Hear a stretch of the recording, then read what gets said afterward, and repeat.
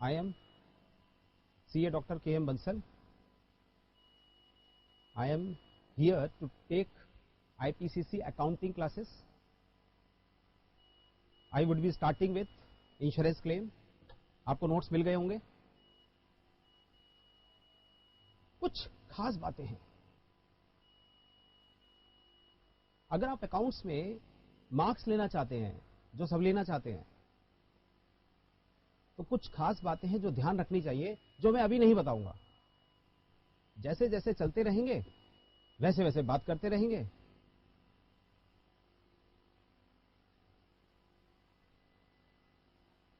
Centres मेरे सामने हैं. कुछ बच्चे एक्टिव हैं, कुछ बच्चे एक्टिव नहीं हैं. चलिए शुरुआत करते हैं. थोड़ा सा लिखते हैं, फिर थोड़ी देर बात करेंगे. लिखिएगा प्लीज.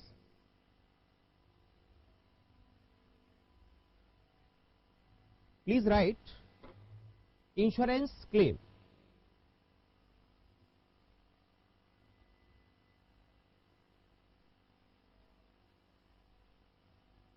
देखिए हमारा जो टॉपिक है वो है insurance claim, how to calculate the amount of claim.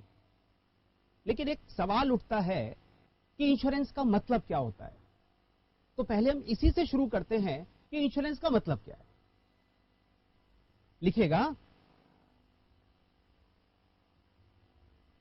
Insurance contracts are basically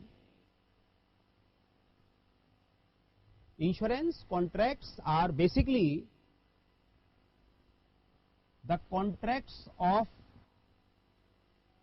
indemnity.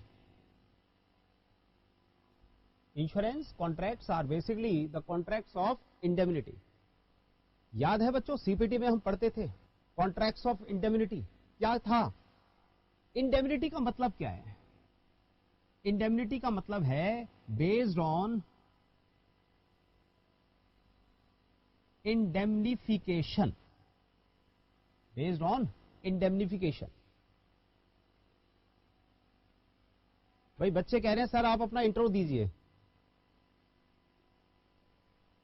बच्चों की बात मानेंगे? तो चलिए मैं एक बार फॉर्मली बोलता हूं. Good afternoon. Good afternoon friends. I take this opportunity to introduce myself as CA Dr. K.M. Bansal.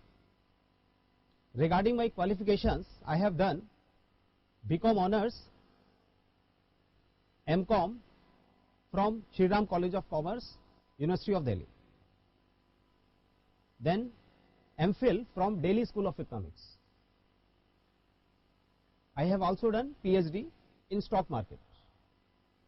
I have also qualified DOEC O level. I am here because I am a chartered accountant also. Accounting is my passion. मुझे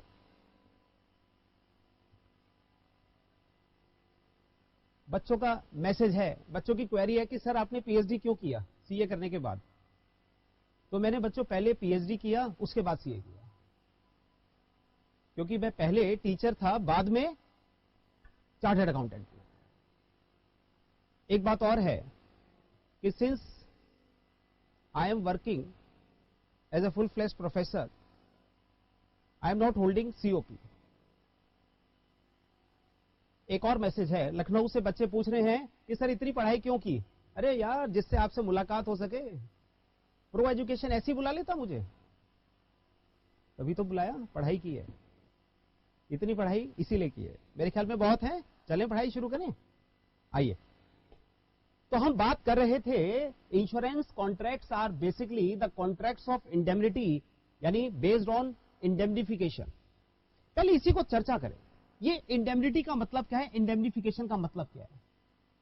सोचिए, अगर आपने अपने house का insurance कराया है. कौन सा इंश्योरेंस है? फायर इंश्योरेंस कराया. और आपने ये इंश्योरेंस कराया है सपोज 50 लाख रुपए का. 50 लाख रुपए का इंश्योरेंस कराया है और अनफॉर्चुनेटली ड्यू टू फायर आपको नुकसान हो जाता है, सपोज आपको 10 लाख रुपए का नुकसान हो जाता है, तो क्या इंश्योरेंस कंपनी पैसा वापस करेगी? क्या इंश्योरेंस कंपनी इंडेमनीफाई करेगी? इंडेमनीफाई का मतलब अगर कोई लॉस है तो वो आपको पैसा वापस होगा, क्षति पूर्ति, क्षति हुई तो उसकी पूर्ति होगी। तो ये कहते हैं कि अगर हमारा फायर इंश्योरेंस है 50 लाख का है, घर का इंश्योरेंस कराया 10 लाख रुपए का लॉस हो गया, बताइए इंश्योरेंस कंपनी पैसा वापस करेगी या नहीं करेगी? 10 लाख रुपए का इंश्योरेंस, 10 लाख रुपए का लॉस हुआ है। हाँ जी, मैसेज आ रहे हैं, निर्माण विहार से आया यस, जयपुर से आया यस, यमुनानगर से आया यस, लखनऊ से आया यस, रोहतक से आया यस, कोलकाता से आया यस, फ्रेंड्स यस। मुझे कितना अच्छा लग रहा है, I am a privilege person बच्चों।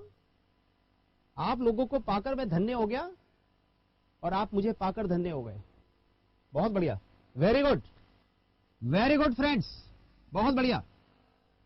इंश्योरेंस कंपनी पैसा वापस करेगी। आइए मैं एक और क्वेश्चन पूछता हूं, अगर आपने इंश्योरेंस कराया, फायर इंश्योरेंस कराया 50 लाख का और कोई लॉस नहीं हुआ, नो लॉस बाय फायर, कोई लॉस नहीं हुआ, क्या insurance company, sound is low, बच्चों को आवाज कम आ रही है,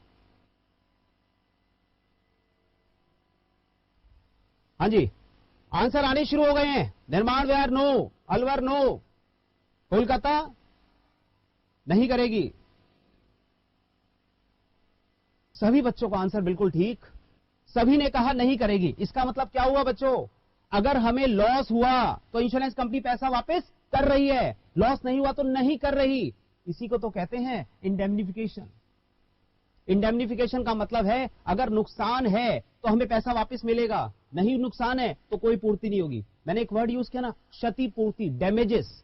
डैमेजेस तो तभी पे की जाएंगी जब कोई लॉस है। तो ये इंश्योरेंस कॉन्ट्रैक्ट्स यानी हमारे कौन से कॉन्ट्रैक्ट्स हैं? Insurance contracts are the basically the contracts of indemnity. Indemnity का मतलब अगर कोई नुकसान है तो आपको पैसा वापस मिलेगा, नुकसान नहीं है तो पैसा वापस नहीं मिलेगा। सेकंड पॉइंट लिखिएगा, पॉइंट नंबर 2। एक बात बताओ, सीपीटी में लॉ पढ़ा था? पढ़ा था या नहीं पढ़ा था? पढ़ा था। लॉ में पहला चैप्टर क्या पढ़ा था? कॉन्ट्रैक्ट एक्ट में पहला चैप्टर क्या पढ़ा था? ऑफर के बारे में, एक्सेप्टेंसेस के बारे में पढ़ा था। मैं आपसे क्वेश्चन पूछता हूं लॉ का। मिस्टर ए है, लो मिस्टर ए बना दिए, ये मिस्टर ए। मिस्टर ए ने ऑफर दिया, किसको? मिस्टर ए को, अपने आप को ही ऑफर दे दिया। मिस्टर ए ने अपने आप को ऑफर दिया, किस चीज का? एक कार बेचने का ऑफर दिया और मिस्टर ए ने एक्सेप्ट भी कर लिया, अपने से ही एक्सेप्ट कर लिया। क्या ये कॉन्ट्रैक्ट है? हां जी, निर्माण विहार वाले डेफिनेशंस की बात कर रहे हैं, डेफिनेशन की बात नहीं कर रहा बच्चे में। मैं आपसे पूछ रहा हूं कि मिस्टर ए ने अपने आप को ऑफर दिया, यानी मैं अपने आप को, सोचो, मैं अपने आप को ऑफर दे रहा हूं। मैं अपने आप को कह रहा हूं बंसल साहब क्या आप कार खरीदोगे? कौन बेच रहा है? बंसल साहब ही बेच रहे हैं, और मैं कह रहा हूं हां मैं खरीदूंगा। क्या ये पॉसिबल है? लखनऊ से गलत आंसर आया, यस, बिल्कुल ठीक। निर्माण विहार वालों ने सेक्शन तक कोट कर दिया, essentials of a valid contract, बहुत बढ़िया। ये नहीं है कॉन्ट्रैक्ट। क्यों नहीं है? क्यों नहीं है बच्चों contract? Because contract requires 2 parties, कम से कम 2 पार्टी होनी चाहिए। ए अपने आप को ऑफर नहीं कर सकता, ऐसे ऑफर तो हम हर रोज करते हैं। चलिए, इसका मतलब लिखेगा,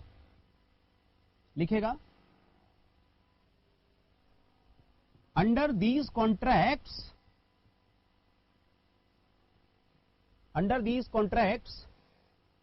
there are 2 parties. Under these contracts there are 2 parties. A, insurance company.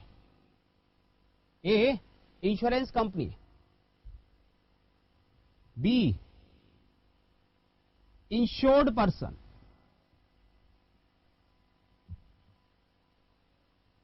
A, insurance company, B, insured person. इसका मतलब क्योंकि ये कॉन्ट्रैक्ट है तो इसमें दो पार्टीज हैं, एक है इंश्योरेंस कंपनी और एक है इंश्योर्ड पर्सन। ये बताएंगे इन दोनों का इंटरेस्ट क्या है, बताइए। हाँ जी बताइए, इन दोनों का इंटरेस्ट क्या है। भाई हमारी क्लास बड़ी इंटरेक्टिव होनी चाहिए बच्चों, मुझे हर सवाल पर आंसर चाहिए। यहां पर मेरे सामने आपके सारे आंसर आ रहे हैं, जल्दी जल्दी फटाफट बोलते जाएं।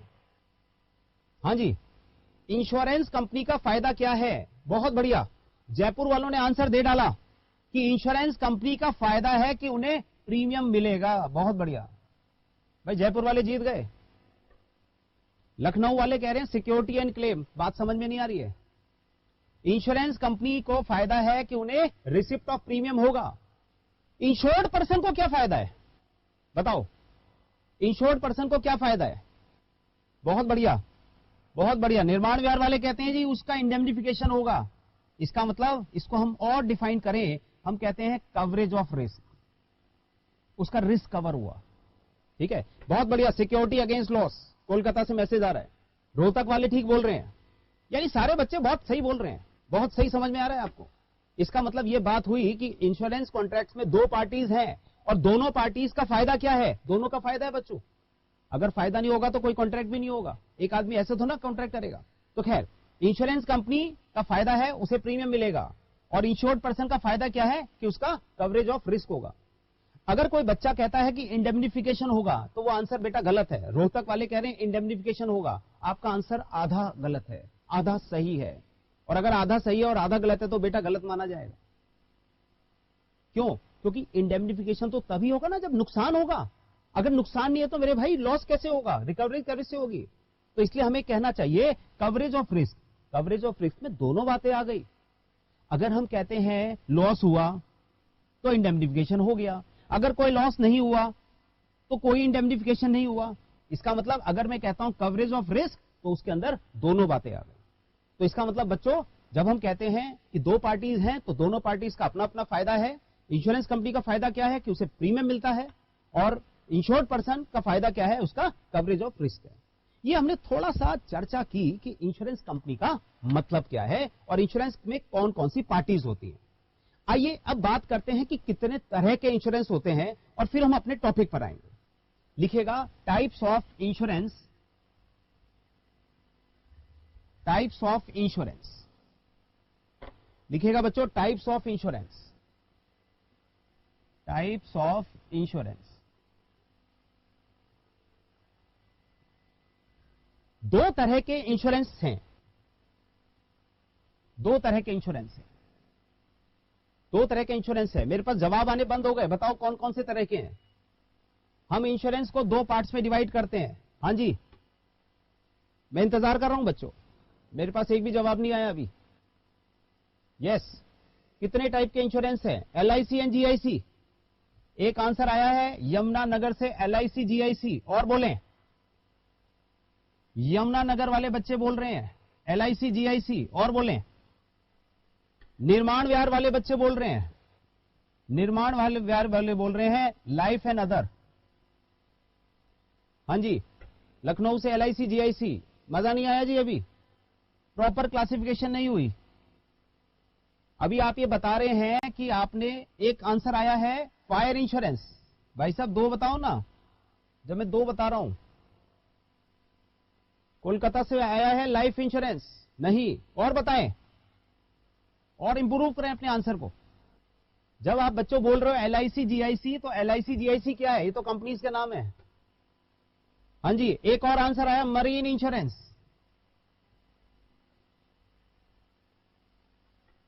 ओ लो जी, एक और आंसर आया गवर्नमेंट इंश्योरेंस। ओ भाई ये क्या होता है? ये तो समझ में नहीं आई बात, ये गवर्नमेंट इंश्योरेंस समझ में नहीं आई। जयपुर से आया जी लॉस ऑफ प्रॉफिट। ओ भाई, लगता है तुम तो टॉपिक पढ़े हुए हो भाई। लॉस ऑफ प्रॉफिट कहां से समझ लिया लॉस ऑफ प्रॉफिट भाई साहब? यस, अल्टीमेटली एक आंसर मेरे पास आ गया। एक बच्चे ने बताया लाइफ इंश्योरेंस, लाइफ इंश्योरेंस और general insurance.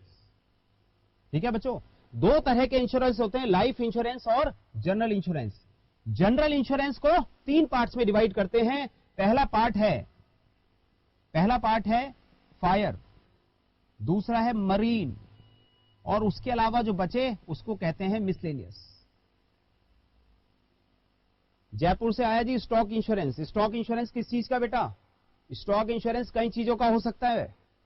Stock insurance fire का हो सकता है, स्टॉक इंश्योरेंस थेफ्ट का हो सकता है। हाँ जी, तो यानी बच्चों बात समझ में आ गई। दो तरह के इंश्योरेंस है, लाइफ इंश्योरेंस और जनरल इंश्योरेंस। चलिए आइए एक बार और बताएं, किसने कहा ये दो टाइप के इंश्योरेंस है? बोलो, कौन कहता है दो टाइप के इंश्योरेंस है? ये किसने कहा? बंसल सर ने कहा, या सरकार ने कहा, या किसी एक्ट ने कहा? बोलो, या प्राइम मिनिस्टर मोदी साहब ने कहा? किसने कहा? कौन बता रहा है कि दो तरह के इंश्योरेंस होते हैं? आंसर आने चाहिए। लखनऊ से सही आंसर आ गया, लेकिन बताऊंगा नहीं। रोहतक से आया अकाउंटिंग स्टैंडर्ड, बाकी सब बच्चों ने अकाउंटिंग स्टैंडर्ड और एक्ट बोला। दो जगह से मेरे पास सही आंसर आया है। अलवर से सही आंसर आ गया।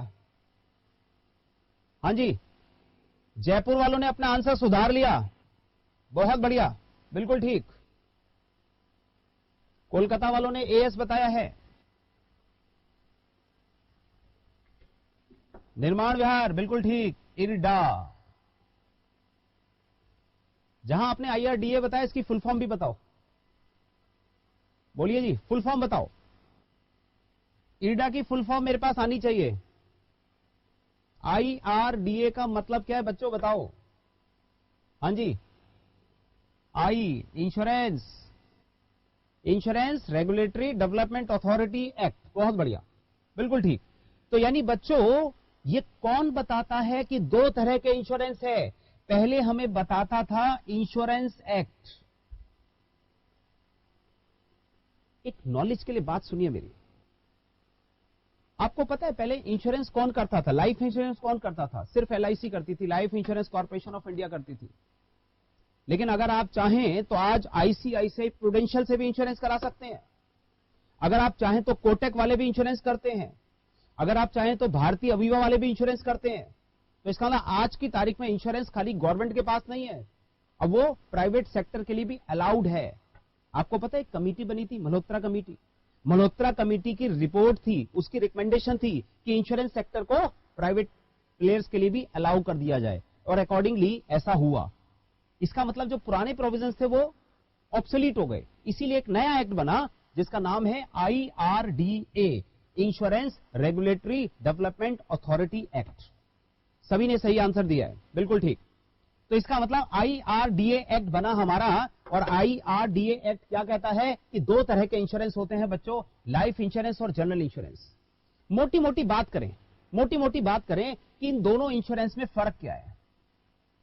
देखिए मेरे पास बहुत सारी क्वेरीज आ रही हैं, तो मैं आपको बता दूं कि इन दोनों टॉपिक्स को, इस टॉपिक को आप दो जगह पढ़ेंगे। एक ग्रुप 1 में पढ़ेंगे जो आज हम पढ़ रहे हैं, और एक बच्चों ग्रुप 2 में पढ़ेंगे। आपको पता है ग्रुप 1 में हम क्या पढ़ना चाहते हैं? ग्रुप 1 में बच्चों सिर्फ ये पढ़ेंगे, सिर्फ ये एक छोटा सा पोर्शन पढ़ेंगे। यानी ग्रुप 1 में सिर्फ हमें यह पढ़ना है कि फायर इंश्योरेंस में क्लेम कैसे कैलकुलेट किया जाए, इसके अलावा कुछ नहीं पढ़ना। लेकिन अगर हम बात करते हैं ग्रुप 2 की, तो ग्रुप 2 है अकाउंटिंग, ग्रुप 2 है फाइनेंशियल स्टेटमेंट्स।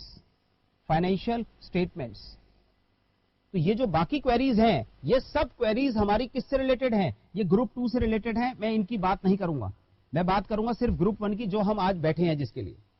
तो ग्रुप 1 में हमें क्या पढ़ना है? सिर्फ ये पढ़ना है कि फायर इंश्योरेंस का में क्लेम कैसे निकाला जाए। हाँ जी, एक लाइफ के लिए होता है और एक नॉन लाइफ के लिए होता है, बिल्कुल ठीक। दोनों में फर्क बता रहे हैं स्टूडेंट्स। लाइफ इंश्योरेंस और जनरल इंश्योरेंस में फर्क है बच्चों। दो मेन फर्क है, याद रखना। पहला फर्क है कि जब हम कहते हैं लाइफ इंश्योरेंस, तो ये लाइफ का इंश्योरेंस है, और अदर देन लाइफ का इंश्योरेंस सारा हमारा जनरल इंश्योरेंस में आएगा। एक और फर्क है, life insurance is actually not insurance, it is assurance. सोचो जरा, अगर हमने लाइफ इंश्योरेंस कराया, मिस्टर एक्स ने लाइफ इंश्योरेंस कराया, मिस्टर एक्स ने अपनी लाइफ का इंश्योरेंस कराया, एनुअल प्रीमियम ये भाई साहब देते हैं 10,000 रुपए की। अब इनका अगर 25 साल का लाइफ का इंश्योरेंस है, 25 ईयर्स, तो अगर इसकी डेथ हो गई, हाँ जी, ग्रुप 2 की कुछ बातें चल रही हैं, वो अभी हम डिस्कस नहीं करेंगे। 10,000 रुपए का अगर इंश्योरेंस कराया, 10,000 रुपए का प्रीमियम है, अगर 25 साल से पहले भाई साहब दुनिया छोड़कर चले गए, मिस्टर एक्स की डेथ हो गई तो क्या इंश्योरेंस कंपनी पैसा देगी? बोलो। मैं एक क्वेश्चन पूछ रहा हूं, दिस इज क्वेश्चन नंबर 10, 11। बोलो। क्वेश्चन नंबर 11 मतलब मैं वैसे इसे मैं एक नाम देते हैं, जो मैं आपसे वैसे फालतू के क्वेश्चन पूछता हूं ना, उसके लिए मैं नाम देता हूं फ्रीक्वेंटली आस्क्ड क्वेश्चन। चलिए आज से हम FAQ के नाम से कुछ बातें करा करेंगे। ये मेरा एक फीचर है बच्चों। मैं जब भी आपसे बात करूंगा, कुछ क्वेश्चन पूछा करूंगा, वो क्वेश्चन जनरल भी हो सकते हैं, टॉपिक से रिलेटेड भी हो सकते हैं। अब क्योंकि आंसर देने में टाइम लगता है, तो इसलिए हो सकता है कि बच्चा इस क्वेश्चन को मैंने अब पूछा, वो दूसरे क्वेश्चन के बाद पहले का आंसर दे, इसलिए मैं इसको नाम दे रहा हूं FAQ 11। तो फ्रीक्वेंटली आस्क्ड क्वेश्चन 11 मैं क्या पूछ रहा हूं? मिस्टर एक्स ने 10,000 रुपए की एनुअल इंश्योरेंस का प्रीमियम दिया और 25 साल के लिए पॉलिसी कराई, और सपोज ये पॉलिसी है हमारी 10 लाख रुपए की। अब मेरा क्वेश्चन क्या है, अगर मिस्टर एक्स की 5 साल के बाद डेथ हो गई तो क्या उसको आफ्टर 5 इयर्स डेथ हो गई तो क्या उसके लीगल ईयर्स को पैसा मिलेगा? हाँ जी, बिल्कुल मिलेगा। सबके आंसर यस आ रहे हैं, बिल्कुल ठीक मिलेगा। देखो कोलकाता वालों ने कितने बढ़िया बात बोली, जीवन के साथ भी और जीवन के बाद भी। यार तुम तो LIC के एजेंट हो गए यार। चलो, तो खैर बिल्कुल ठीक है। इसका मतलब यह है कि अगर डेथ हुई तो पैसा मिलेगा। अच्छा, अगर डेथ नहीं हुई तो? क्वेश्चन नंबर 12 बोलो। अगर मिस्टर एक्स की डेथ नहीं हुई तो 25 साल के बाद इंश्योरेंस कंपनी देगी या नहीं देगी? हाँ जी बोलिए। बिल्कुल मिलेगी। बहुत बढ़िया आंसर दे रहे हैं, मैच्योरिटी पर मिलेगा। तो भैया एक बात बताओ, अभी हम बात क्या कर रहे थे? अभी हम बात कर रहे थे कि लाइफ की जो इंश्योरेंस कॉन्ट्रैक्ट्स है, these are the contracts of indemnity. Indemnity के कॉन्ट्रैक्ट्स कैसे हुए? इसके अंदर भैया लॉस है तो आपको क्लेम मिल रहा है, लॉस ऑफ लाइफ। और अगर लॉस ऑफ लाइफ नहीं है, नो लॉस ऑफ लाइफ, तो भी क्लेम मिल रहा है, इंडेमनिफिकेशन तो ना हुआ। बोलिए। इसीलिए तो कहते हैं कि लाइफ इंश्योरेंस नहीं है, ये क्या है? एश्योरेंस है। This is life assurance. समझ में आई बच्चों बात? ये तो इसका मतलब लाइफ इंश्योरेंस को हम एश्योरेंस भी कहते हैं। बाकी खैर ये बहुत डिटेल की बातें हैं, ये हम सेकंड ग्रुप में पढ़ेंगे। फिलहाल अब हम आगे की बात करते हैं, आज की बात करते हैं। मैंने अभी तक जो आपको पढ़ाया वो सब एक नॉलेज के लिए पढ़ाया है। हमारा जो आज का टॉपिक है वो स्पेसिफिकली अब शुरू होता है, और वो टॉपिक क्या है? How to calculate claim, how to calculate claim under loss by fire policy. Topic ये है बच्चों। आज जो आपको चैप्टर नंबर 1 के नाम से नोट्स दिए गए हैं, सभी स्टूडेंट्स के पास ये वाले नोट्स हैं? देखिए जरा, क्या सभी स्टूडेंट्स के पास ये वाले नोट्स हैं? होने चाहिए। मैं जो कुछ भी पढ़ाऊंगा इसमें से पढ़ाऊंगा, इसके अलावा कुछ नहीं पढ़ाऊंगा। बिल्कुल, ये गीता पर हाथ रख के कसम खा ली मैंने। मैं जो कुछ भी पढ़ाऊंगा यही पढ़ाऊंगा, इसके अलावा कुछ नहीं पढ़ाऊंगा। तो अगर ये नोट्स नहीं है तो प्लीज नोट्स देख लीजिए। वाह, बहुत सारे बच्चे तो उठा के दिखा रहे हैं नोट्स हैं हमारे पास। बहुत बढ़िया, मजा आ गया यार, बहुत बढ़िया। चलिए, अलवर वाले बच्चे कह रहे हैं नहीं है, लखनऊ वाले बच्चे कह रहे हैं नो सर। तो भैया फिर पढ़ोगे कैसे? We are having book of ma'am. अब यार देखो, तुम क्वेश्चन भी कर रहे हो और आंसर भी दे रहे हो। क्या कह रहे हो? We are having book of ma'am. मैं मैम हूं या सर हूं भाई? चलिए चलिए, अभी फिलहाल नोट्स की बात नहीं करें, नोट्स की जरूरत थोड़ी देर बाद पड़ेगी।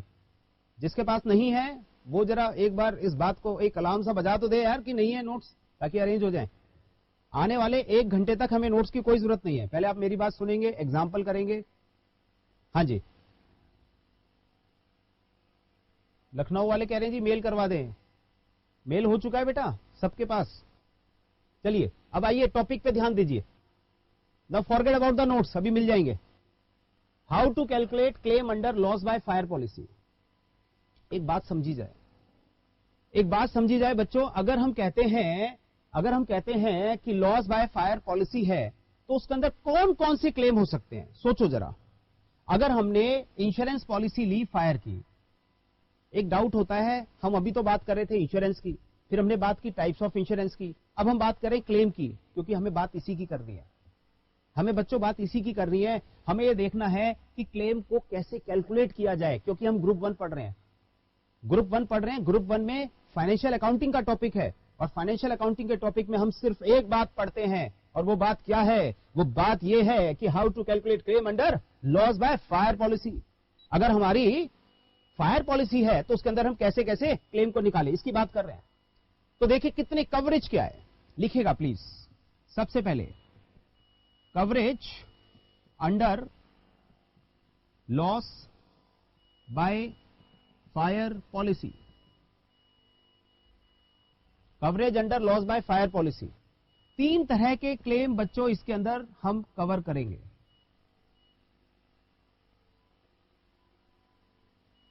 हाँ जी, कुछ डाउट्स आ रहे हैं, वो डाउट्स मैं आपके क्लियर नहीं कर पाऊंगा, लेकिन मुझे लगता है कि मैं ही रहूंगा। हाँ जी, मैं आपके नेक्स्ट 3 क्लासेस में आपके लूंगा, उसके बाद फिर 3rd क्लास में हम बात करेंगे आगे की। आने वाली 3 क्लासेस, यानी आज है सोमवार, मंडे को, वेडनेसडे को और फ्राइडे को बच्चों मैं आपके साथ मिलूंगा, इसी समय मिलूंगा, और हम बात करेंगे इंश्योरेंस क्लेम की। ठीक है, और इंश्योरेंस क्लेम का टॉपिक मैं खत्म करूंगा, और आगे का जो शेड्यूल होगा वो हम फ्राइडे को डिसाइड करेंगे। प्लीज आप शेड्यूल की बात ना करें, बहुत सारे बच्चे शेड्यूल्स के बारे में बात कर रहे हैं। फोकस करें पढ़ाई पर यार, फ्राइडे तक तो हूं आपके सामने, क्या दिक्कत है? हाँ जी, देखिए, तो यानी 3 तरह की कवरेज है। पहला है claim for loss of stock, पहला है claim for loss of stock, claim for loss of stock. दूसरा है claim for loss of profit, दूसरा है claim for loss of profit. मेरी एक रिक्वेस्ट है बच्चों, ये जितने बच्चे क्यूआरएस के साथ बैठे हैं ना हमारा, ये जितने बच्चे क्यूआरएस पे अब क्वेरी भेज रहे हैं, ये फिलहाल वहां से हटे, अभी कोई जरूरत नहीं है। आप आधा घंटा मेरी बात सुने, अगर फिर भी कोई डाउट है तो दें, लेकिन सिर्फ क्वेरी पूछने के लिए नहीं। मेरा दावा है बच्चों, अगर आप ध्यान से मेरी बात सुनेंगे तो कोई डाउट नहीं आएगा। फिर भी आता है तो पूछिए, साथ साथ पूछिए, लेकिन पहले कंसंट्रेट करें। तो 3 तरह के हमारी कवरेज है। पहला है claim for loss of stock, दूसरा है claim for loss of profit, और तीसरा होता है claim for loss of asset, claim for loss of asset. ये हमारा इस टॉपिक के अंदर कवरेज है, claim for loss of stock, claim for loss of profit और claim for loss of asset. मैं आपको आज शुरू कराऊंगा ये वाला टॉपिक, यानी आज हम करेंगे claim for loss of stock, फिर नेक्स्ट क्लास में थोड़ा सा ये करेंगे और बाकी बैलेंस ये करेंगे, और तीसरी क्लास में आधा ये करेंगे और आधा पूरा लॉस ऑफ एसेट करेंगे। 3 क्लासेस का टॉपिक है, 3 क्लासेस में हो जाएगा। एक बात और है, एग्जामिनेशन पॉइंट ऑफ व्यू से देखें तो 4 से लेकर 16 नंबर तक का ये क्वेश्चन आता है। ध्यान दीजिएगा, एग्जाम में ये क्वेश्चन 4 नंबर से लेकर 16 नंबर तक का आता है। अगर क्वेश्चन आपका claim for loss of stock का आता है तो नॉर्मली ये 8 मार्क्स का आता है। अगर क्वेश्चन लॉस ऑफ प्रॉफिट का आता है तो ये पूरा 16 नंबर का आता है, और अगर क्वेश्चन लॉस ऑफ एसेट का आता है तो नॉर्मली ये 4 नंबर का आता है। इसका मतलब आप ये मानकर चलें कि आपका 4 नंबर से लेकर 16 नंबर तक की कवरेज अगली 3 क्लासेस में हो जाएगी। आज, वेडनेसडे और फ्राइडे 3 क्लासेस में हो जाएगी। ठीक है, तो खैर, तो इसका मतलब बच्चों 3 तरह के हमें चीजें पढ़नी है। Claim for loss of stock पहला, दूसरा claim for loss of profit, और तीसरा claim for loss of asset. तो आइए शुरू करते हैं। पहले claim for loss of stock. देखो, फिल्म अब शुरू हो चुकी है, इसलिए आप ध्यान से देखिएगा। Claim for loss of stock. मैं आपसे ना बहुत सारे क्वेश्चंस पूछूंगा अभी, बहुत सारे, लेकिन आप आंसर मन में देंगे, मुझे नहीं बताएंगे। मैं आंसर दूंगा और आप देखेंगे कि वो सही है गलत है। हाँ जी, देखिए, claim for loss of stock, claim for loss of stock क्या कहते हैं? मुझे एक बात बताओ, अगर ये हमारा एक गोडाउन है और इस गोडाउन में 1 लाख रुपए की कॉस्ट का सामान रखा हुआ है, ठीक है, ये क्या है, हमारा गोडाउन है, और इस गोडाउन में बच्चों 1 लाख की कॉस्ट का सामान रखा हुआ है, और ड्यू टू फायर 100% डिस्ट्रॉय हो गया, 100% destroyed, no salvage value, no salvage value, कोई सेल्वेज वैल्यू नहीं है। सोचिए जरा, अगर 1 लाख रुपए का सामान था गोडाउन में और ड्यू टू फायर सारा डिस्ट्रॉय हो गया, कोई सेल्वेज वैल्यू नहीं है, तो लॉस कितने का है? आंसर अपने मन में रखिएगा, बताइए लॉस कितने का है, सभी सोचें लॉस कितने का है। ऑब्वियसली लॉस कितने का होगा, 1 लाख रुपए का होगा। लॉस कितने का होगा, 1 लाख रुपए का होगा। इसका मतलब एक बात समझ में आ रही है कि अगर ड्यू टू फायर कोई नुकसान होता है तो जितना भी वैल्यू ऑफ स्टॉक था मेरे पास वो मेरा लॉस है। ठीक है, एक बात और समझिए, अगर मैं इसी क्वेश्चन को थोड़ा सा रिवाइज करता हूं, मैं आपसे कहता हूं कि हमारे पास जो सामान था उसकी कॉस्ट थी 1 लाख रुपए और उसकी सेल्स वैल्यू थी 1,50,000। अब देखिए थोड़े थोड़े बाद हम बातें सीख रहे हैं।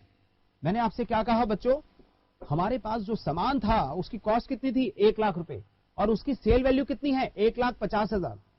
और अब मैं कहता हूं सारा सामान डिस्ट्रॉय हो गया, कोई सेल्वेज वैल्यू नहीं है, बताओ कितने का लॉस है। सोचो, क्या हम कह सकते हैं कि लॉस हमारा 1 लाख का है, पहली ऑप्शन। दूसरी ऑप्शन लॉस हमारा 1.5 लाख का है और तीसरी ऑप्शन लॉस ही नहीं है। 3 ऑप्शन, तीसरी ऑप्शन तो ऑप्शन ही नहीं है। अब मैं कह तो रहा हूं लॉस है भाई, लेकिन loss is always valued at cost. इसका मतलब है कि अगर 1 लाख रुपए की कॉस्ट का सामान है, भले ही उसकी सेलेबल वैल्यू 10 लाख रुपए हो, अगर लॉस हुआ तो लॉस कितने का हुआ, 1 लाख का हुआ। इसका मतलब अगर मैं आपसे कहता हूं 1 लाख रुपए की कॉस्ट है, केस 1 सेल वैल्यू है उसकी 1.5 लाख रुपए, केस 2 सेल्स वैल्यू है उसकी 2 लाख रुपए, केस 3 सेल्स वैल्यू है उसकी 3 लाख रुपए, केस 4 सेल्स वैल्यू है उसकी 10 लाख रुपए। सोचो जरा। हाँ जी, 4 बातें पूछी मैंने, 4 केसेस बताए। पहले केस में सेल वैल्यू है उसकी 1.5 लाख रुपए, दूसरे केस में सेल वैल्यू कितनी है, 2 लाख रुपए, तीसरे केस में 3 और 10 लाख। क्या इन चारों केसेस में हमारा लॉस बराबर 1 लाख है या नहीं है? जयपुर से रॉन्ग आंसर आया है, 1.5 लाख रुपए कैसे हो जाएगा? जयपुर से रॉन्ग आंसर है, लॉस इज ऑलवेज वैल्यूड। देखिएगा, याद रखना, रूल है, बेसिक रूल, बेसिक रूल याद रखना बच्चों। Loss is always valued at cost. याद रखिए, loss is always valued at cost. Question है व्हाई एट कॉस्ट। एक क्वेश्चन आया व्हाई एट कॉस्ट, इसको मैं हटा रहा हूं, दोबारा बात करता हूं इसकी। तो देखिए, basic rule number 1, basic rules number 1, loss is always valued at cost. Why, क्यों, ऐसा क्यों है? Because we can never derive any profit out of insurance policy. We can never derive any profit out of insurance policy.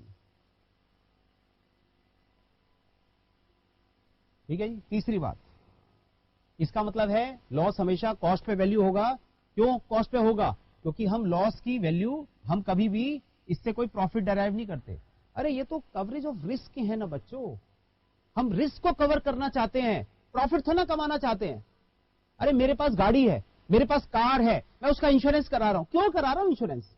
मैं इसलिए insurance करा रहा हूं कि उसको चोरी कोई कर ले और मुझे फायदा हो जाए? ऐसा नहीं है। मैं इसलिए इंश्योरेंस करा रहा हूं ताकि अगर कोई नुकसान है तो मुझे उसकी रिकवरी हो जाए।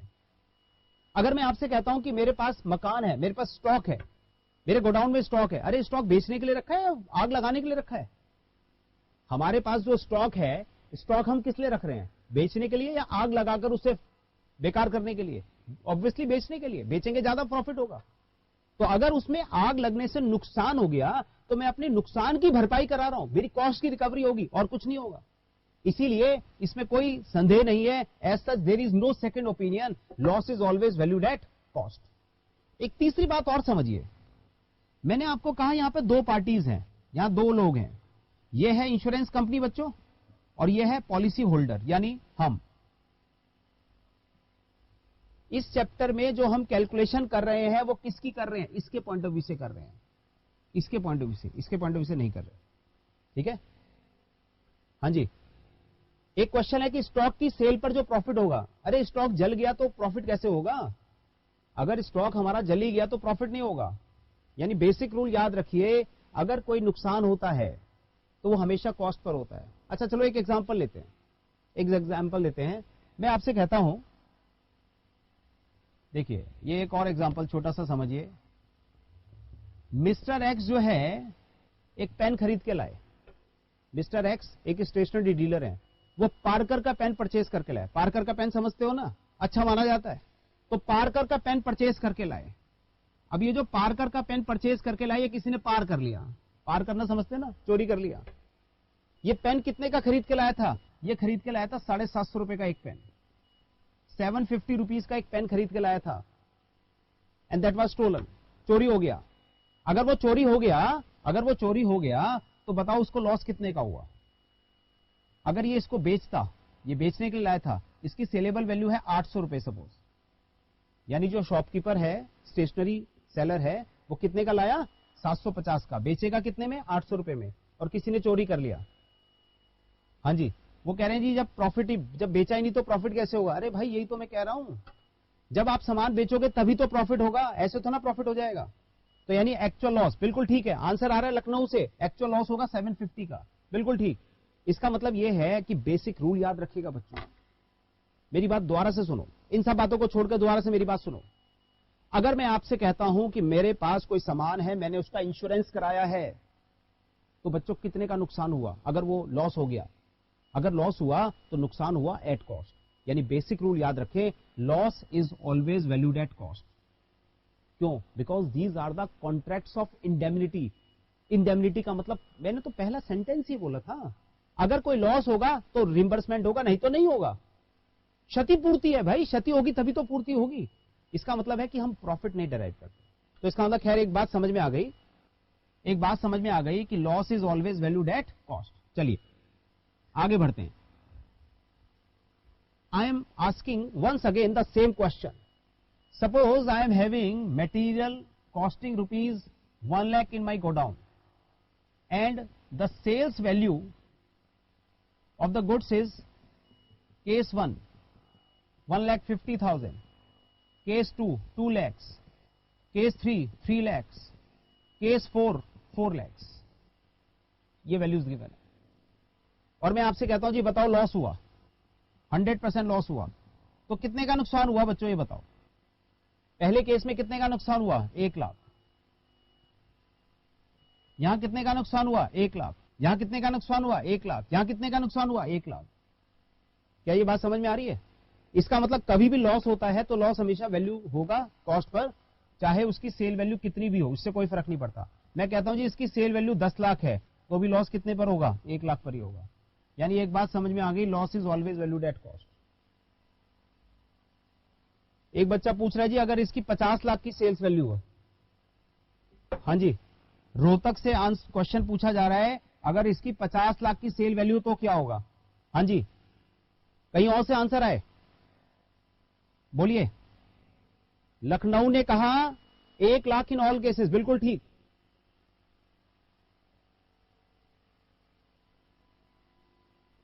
लखनऊ वाले कह रहे हैं मेंटल लॉस। अरे यार फाइनेंशियल बात करो। हाँ जी, कोलकाता वाले बोल रहे हैं 1 लाख, बिल्कुल ठीक। हाँ जी बिल्कुल ठीक है। इसका मतलब यह हुआ कि चाहे कितनी भी सेल वैल्यू है उसका लॉस हमेशा कॉस्ट पर ही होगा। ठीक है, चलिए आगे बढ़ते हैं। लिखिएगा, अब मैं दोबारा से लिखता हूं, लिखिए। हम बात क्या कर रहे हैं? Claim for loss of stock. Claim for loss of stock, claim for loss of stock. लिखिए पहला point number 1, actual loss suffered, ALS, actual loss suffered. Actual loss suffered होगा value of stock as on date of fire, value of stock as on date of fire minus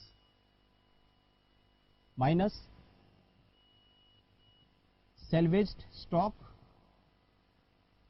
minus value of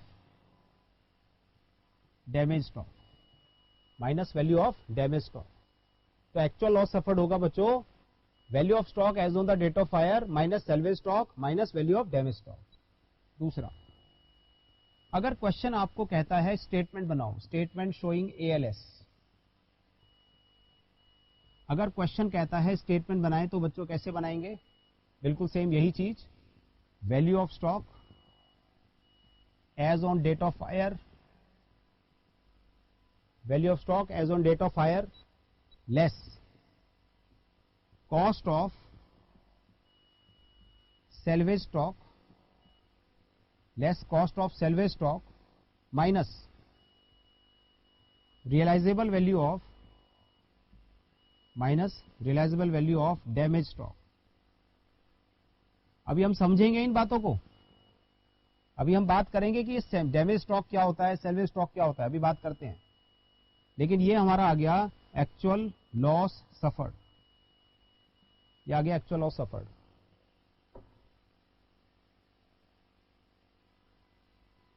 बीच में एक question है कि अगर हमारी cost है 1 लाख और sales value है 50,000 तो लॉस कितने का होगा?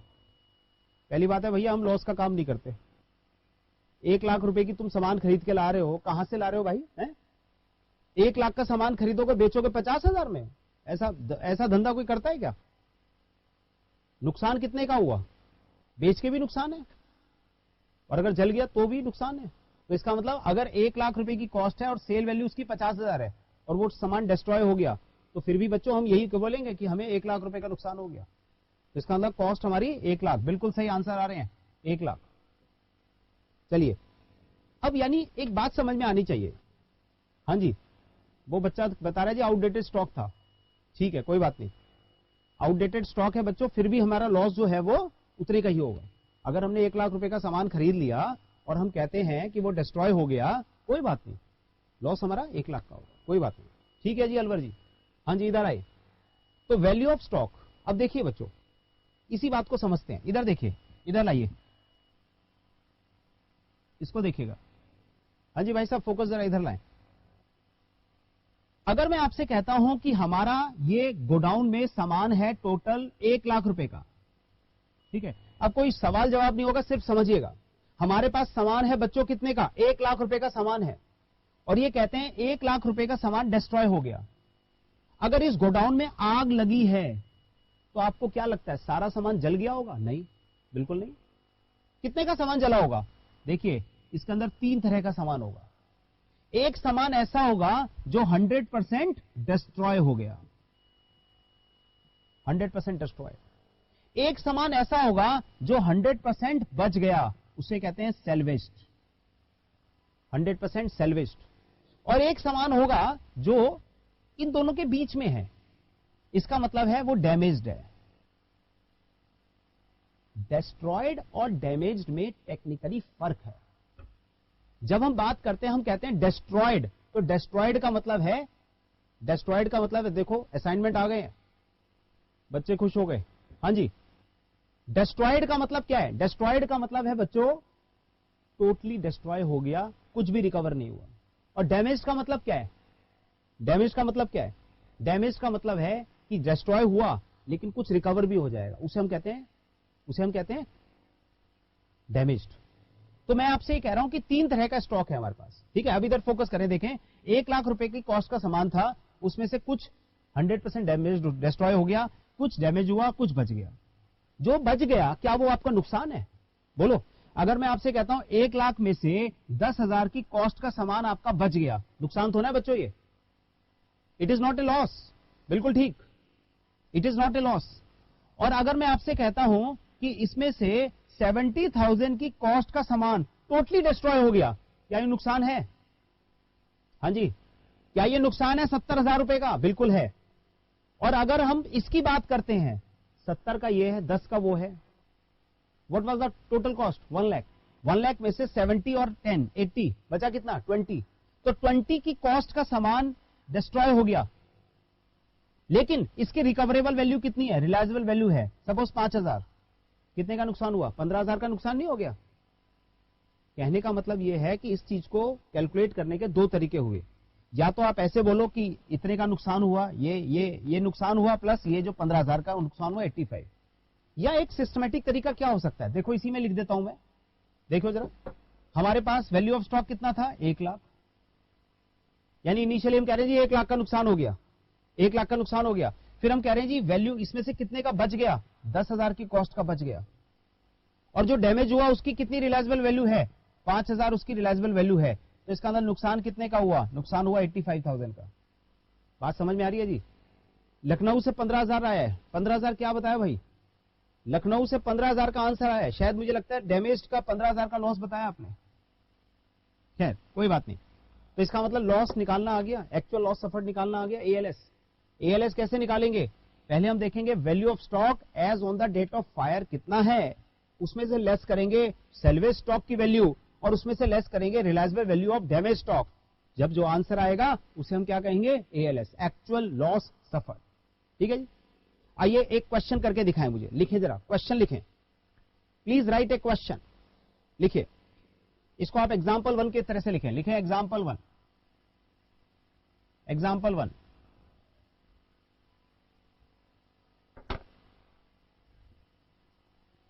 एग्जाम्पल 1,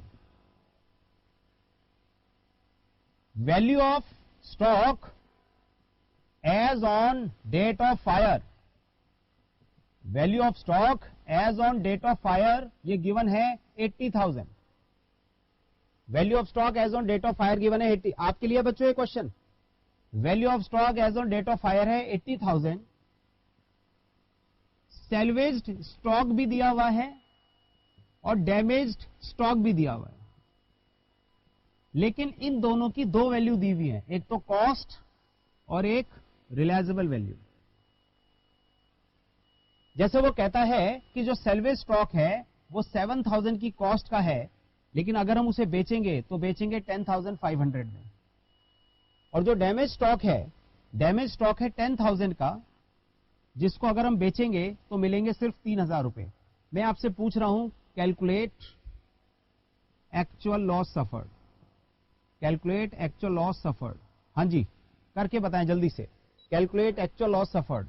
इसको मैं बार बार लिखूंगा तो एएलएस ही लिखता हूं, calculate ALS, actual loss suffered through statement, through statement. हाँ जी, आंसर आने शुरू हो गए। मुझे आंसर नहीं चाहिए, खाली प्रेजेंटेशन प्रॉपर होनी चाहिए। देखिए मैं बना रहा हूं, आप चेक करिएगा। Statement showing ALS, actual loss suffered, statement showing ALS. कैसे कैलकुलेट करेंगे, सबसे पहले देखेंगे value of stock as on date of fire, and what is that value, that value is 80,000। उसके बाद उसमें से लेस करेंगे दो चीजें, कॉस्ट ऑफ सैल्वेज्ड स्टॉक।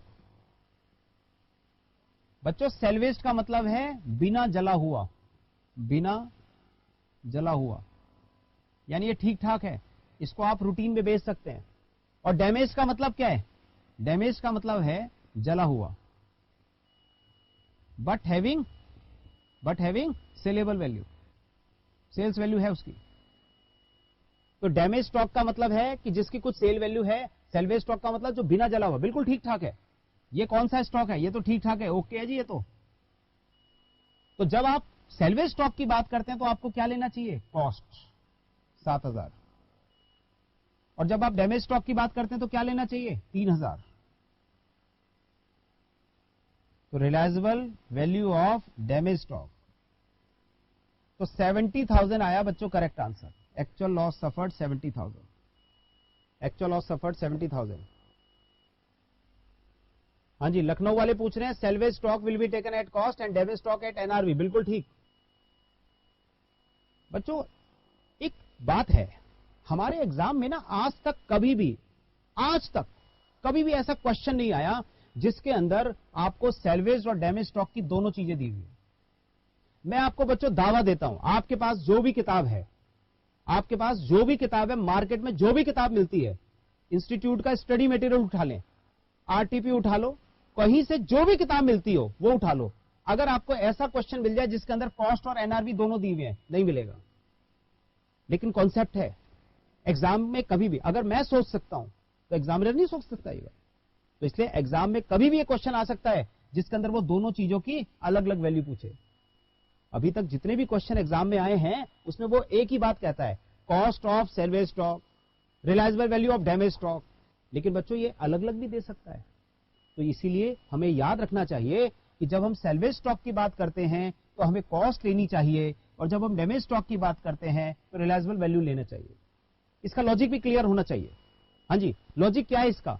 अगर मैं आपसे कहता हूं 80,000 का वैल्यू ऑफ स्टॉक है, अगर मैं आपसे कहता हूं 80,000 का वैल्यू ऑफ स्टॉक है, यानी कॉस्ट ऑफ स्टॉक है, जिसका हमें लॉस हो गया, लेकिन हम कह रहे हैं नहीं नहीं 7,000 की कॉस्ट की तो रिकवरी हो जाएगी, क्योंकि 7,000 का कॉस्ट का तो बच गया, जला ही नहीं।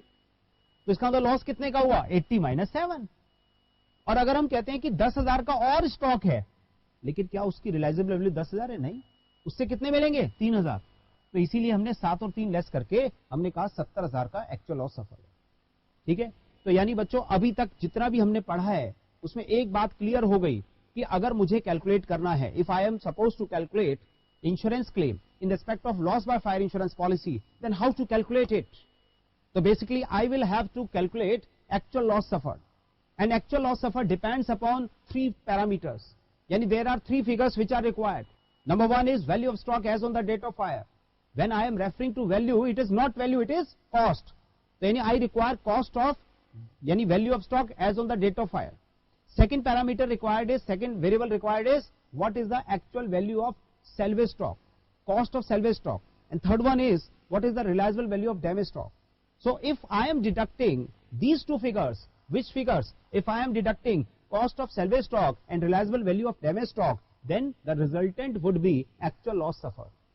ठीक है, तो यानी कुल मिलाकर हमने अभी तक क्या समझा? हमने सिर्फ एक छोटी सी बात समझी है कि अगर एक्चुअल लॉस सफर निकालना है तो उसको निकालने का तरीका क्या है। हम एक स्टेटमेंट बनाया करेंगे और उस स्टेटमेंट में लिखेंगे सबसे पहले value of stock as on the date of fire, उसके बाद उसमें से 2 चीजें लेस करेंगे और आ जाएगा ALS। ये हमने आज सबसे पहला कॉन्सेप्ट सीखा लॉस बाय फायर में क्लेम निकालने का। तो यानी अगर मुझे लॉस ऑफ स्टॉक का क्लेम निकालना है तो पहला कॉन्सेप्ट मेरा है कि हमें पता होना चाहिए हाउ टू कैलकुलेट ALS, और उसको कैलकुलेट करने का